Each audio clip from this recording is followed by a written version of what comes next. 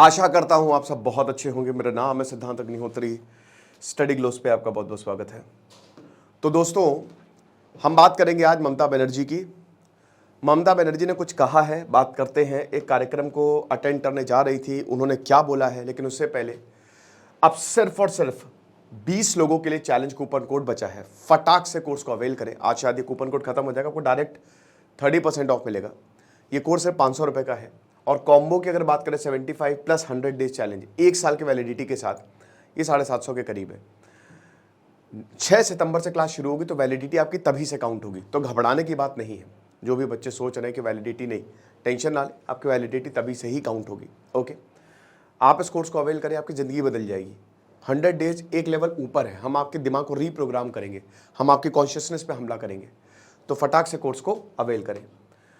तो देखिए, बहुत दिक्कतें हो रही हैं। कल बीजेपी ने कहा बंद होगा, कल डॉक्टर्स ने भी स्ट्राइक की। इससे पहले परसों ना बनना चलो, ये नारा दिया गया था। और यहाँ पे छात्रों के ऊपर लाठीचार्ज हुई, तो इसकी वजह से बीजेपी ने यहाँ पे बोला कि बंद होगा। अब देखिए, बहुत कुछ हुआ यहाँ पे। ममता बनर्जी की जो तुलना है वो हिटलर से की गई। ममता बनर्जी ने पलटवार किया कि इसमें जो लोग हैं, मैं भी दुखी हूँ कि इंसाफ नहीं मिल रहा है, जो लोग हैं उनको बख्शा नहीं जाएगा। लेकिन इस बीच इन्होंने कुछ बोला है। 12 घंटे का बीजेपी ने बोला बंद बोला। देखिए, बीजेपी ना यहाँ पे सीधा सीधा ममता बनर्जी को टारगेट कर रही है। उनको पता है इलेक्शन अभी तो है नहीं, इलेक्शन अगले के अगले साल है। और जैसा कि हमने बताया कि भारत के लोगों की मेमोरी थोड़ी वीक है, भूल जाएंगे उस समय अलग मुद्दे होंगे, भूलना नहीं चाहिए, भूल जाएंगे।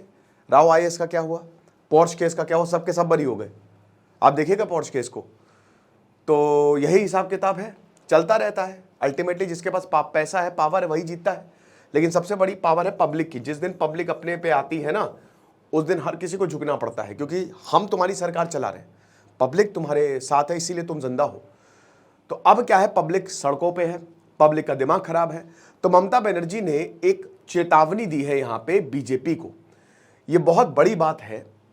और यहाँ पे पब्लिक रैली एड्रेस कर रही थी, और ममता बनर्जी ने बोला कि प्रधानमंत्री मोदी जी अगर वेस्ट बंगाल को जलाने की कोशिश करेंगे तो कोई भी बीजेपी रूल्ड स्टेट हम नहीं छोड़ेंगे। इसमें आसाम, यूपी, बिहार, उड़ीसा और दिल्ली आएगा। कि अगर बंगाल जलेगा तो आसाम, बिहार, झारखंड, उड़ीसा, यानी कि एक तरीके से पूरा देश जलेगा। मोदी बाबू उन्होंने साफ साफ बोला कि पूरा देश जलेगा। तो ये बोला कि कुछ लोगों को लगता है बांग्लादेश है। मुझे पर्टिकुलर इस चीज से बहुत ज्यादा दुख हुआ। कुछ लोगों को लगता है कि ये बांग्लादेश है। I love Bangladesh. अब देखिए, एक चीज समझिए, बांग्लादेश में कल एक महिला पत्रकार का शव मिला है। बांग्लादेश ने कल एबीटी चीफ को रिहा कर दिया, जिसने एंटी इंडिया ऑपरेशन चलाए, जो आतंकवाद के साथ खड़ा था। ठीक है, हमको ये नहीं भूलना चाहिए कि बांग्लादेश भारत का बहुत अच्छा दोस्त रहा है, लेकिन इस समय जो बांग्लादेश कर रहा है दैट इज एंटी इंडिया।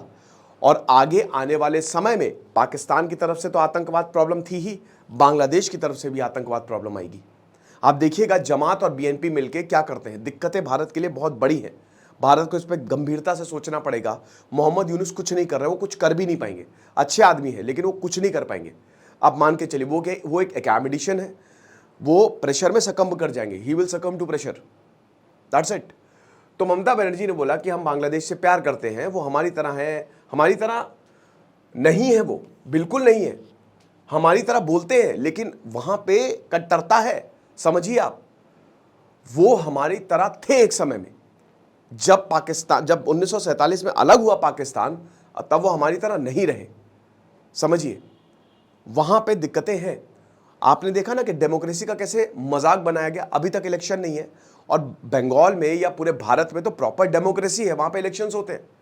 समझ रहे? तो ये समझिए। और हमारा कल्चर शेयर करते हैं, ये बिल्कुल सही बात है, हमारा कल्चर शेयर करते हैं। जिस तरीके से बंगाल में दुर्गा पूजा में पूरा बंगाल सज जाता है, बांग्लादेश में क्या होता है? तो बांग्लादेश जो है वो एक सेपरेट कंट्री है, भारत एक सेपरेट कंट्री है। बिल्कुल सही बात है। मोदी बाबू, हम आपको ये बताना चाहेंगे कि आप अपनी पार्टी यूज कर रहे हो हमको जलाने के लिए, लेकिन अगर आप बंगाल को जलाओगे, आसाम, नॉर्थ ईस्ट, उत्तर प्रदेश, बिहार, झारखंड, उड़ीसा और दिल्ली, ये सब जलेगा। हम आपकी कुर्सी हिला देंगे। ठीक है ना? अब वक्त आ गया है रेजिस्ट करने का, प्रोटेस्ट करने का। जब आप इंसल्ट हुए हो, जब इस तरीके के गंदे अटैक्स होते हैं, तो हम इसको ऐसे नहीं सहेंगे। अब आप कैसे रिस्पॉन्ड करते हैं ये आपके ऊपर है। ये सीधा सीधा ममता बनर्जी ने धमकी दे दी है। यहाँ पे वेस्ट बंगाल में सबसे बड़ा बयान आया है प्रेसिडेंट द्रौपदी मुर्मू का। उन्होंने बोला कि मैं निराश हूँ और मैं डरी हुई हूँ, बस बहुत हो गया, हमको भूलना नहीं है ये, और हमको इस पर कार्रवाई करनी चाहिए। तब और ज़्यादा कयास तेज हो गए हैं कि क्या राष्ट्रपति शासन लगेगा बंगाल में। दो चीज़ें हैं, देखिए आर्टिकल 356 कहता है, कल मैंने इस पर लेक्चर भी लिया था कि प्रेसिडेंट रूल स्टेट में लगा दीजिए, लेकिन इसमें दो हैं, एक या तो ये कॉन्स्टिट्यूशन के हिसाब से ना चले कोई राज्य, या फिर लॉ एंड ऑर्डर डिस्टर्ब हो। ठीक है, अब क्या ये दोनों, देखिए कॉन्स्टिट्यूशन के हिसाब से नहीं चल रहा है ऐसा तो नहीं लग रहा, लॉ एंड ऑर्डर डिस्टर्ब है, ये इस पॉइंट पे हो सकता है, क्योंकि जिस तरीके से प्रोटेस्ट हो रहे हैं, जो हालांकि प्रोटेस्ट और भी राज्य में हो रहे हैं, तो यहाँ पे एक बड़ी चुनौती आएगी। अमित शाह और नरेंद्र मोदी के हाथ में सब है कि वो कैसे करेंगे। अल्टीमेट जो फैसला होता है वो कैबिनेट का होता है, भले ही प्रेसिडेंट उसमें मुहर लगाता है, लेकिन कैबिनेट ही रिकमेंड करता है। ठीक है, दूसरा पॉइंट ये है कि ममता बनर्जी की एक चुनी हुई सरकार है, एक इलेक्टेड गवर्नमेंट है, तो ये अगर मान लीजिए कि ममता बनर्जी वेस्ट बंगाल में राष्ट्रपति शासन लगता है, तो हो सकता है हिंसा ज़्यादा हो सकता है दंगे हो, प्रॉब्लम हो सकती है। उसके बाद ये उल्टा भी जा सकता है। यहाँ पे 110% बीजेपी ये भी सोच रही होगी कि अगर वेस्ट बंगाल में ये लगाए तो हो सकता है कि चुनाव जो सिंपैथी है, जैसे इंदिरा गांधी के साथ हुआ था 1980s में, इंदिरा गांधी 1981 में रिकॉर्ड वोटों के साथ आई थी, तो ऐसे ही कहीं ऐसा ना हो कि ममता बनर्जी उसका बहुत ज़्यादा फायदा मिल जाए। चुनाव बहुत ज़्यादा दूर तो है नहीं, तो ये सारी चीज़ें आई होप चल रही होंगी, लेकिन मुझे नहीं लगता कि वेस्ट बंगाल में राष्ट्रपति शासन लगेगा। ठीक है, तो यही हिसाब किताब है। तो अब जो बंगाल बीजेपी चीफ है वो यही बोल रहे हैं कि जिस तरीके से ये इन्होंने बात बोली है, इनके शब्द हिंसा भड़का सकते हैं। ठीक है, ये एक तरीके से संदेश है, ये एक तरीके से अल्टीमेटम है, ये एक तरीके से साइन है कि ठीक है तुम कर लो जो करना है ना, हमको जो करना है हम करेंगे।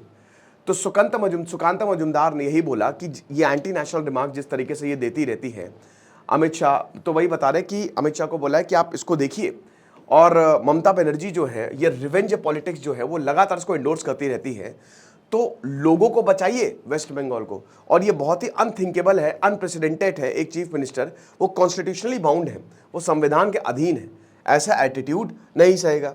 अब यहाँ पे ममता बनर्जी का आरोप ये है कि जबरदस्ती बीजेपी वाले जो है वो बंद कर रहे हैं, वो हालांकि यहाँ पे हाईकोर्ट में याचिका भी गई कि बंद को हटाएं, जबरदस्ती परेशान कर रहे हैं, स्टेट को रोक रहे हैं।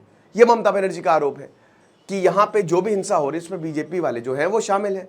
तो बंद इसीलिए है ताकि वेस्ट बंगाल को डिफेम किया जा सके। ये पॉलिटिकल डिविडेंड्स आते हैं, जो यहाँ पे घटना हुई आरजीकर मेडिकल कॉलेज की, उसमें पॉलिटिकल डिविडेंड्स आते हैं, और यही है कि लोगों के इमोशंस को ये एक्सप्लॉइट करना चाह रहे हैं, स्पेशली यंग वुमेन। ठीक है ना, तो किस जो कॉन्स्पिरेसी है ये एक तरीके से इन सब की साजिश है।